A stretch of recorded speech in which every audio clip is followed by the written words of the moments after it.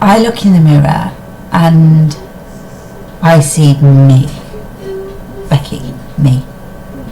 I think the world sees a blogger, a mother, a friend, a writer, a wife. But I see me and I see my happiness, my confidence, my ambitions, my passions. And I look in that mirror and I'm proud that I'm still me, despite the many roles I take on. I also look in the mirror and I see that the years have passed, and I see a wiser woman now.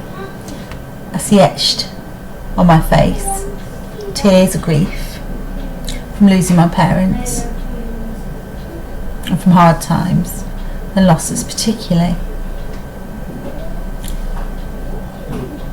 Deep lines of sorrow really, but then deep laughter lines too, and I hope there's more crinkles than frowns in those corners of my eyes. And I think it's a bit of a map, my face and my hands, of all that I've done, and the fact that I really lived. Mine isn't a body for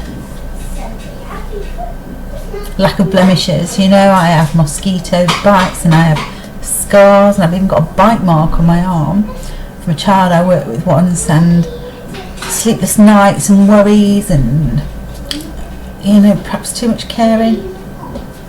I don't know, but that's me, and I like that. I like that that's all of me. So when I look in the mirror, I see the reality of my life, not any airbrushed. I need to the toilet. Okay. Not any airbrushed version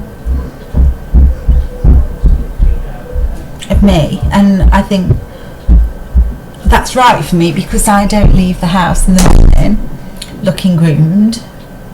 Even if I've left the bathroom looking groomed, something generally happens on the way out the door, and that's the story of me really. Something else always happens that gets in the way of looking glamorous, but that stuff that gets in the way is the fabric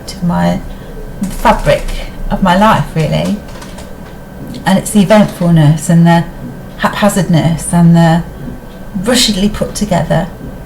So I have bumps and lumps and cuddles and curves, and I have lines and straggly hair that's never quite got the roots done.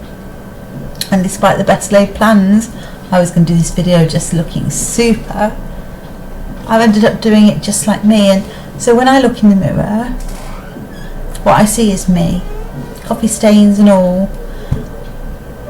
And you know, I'm really proud that I like that person and that I don't have to pretend.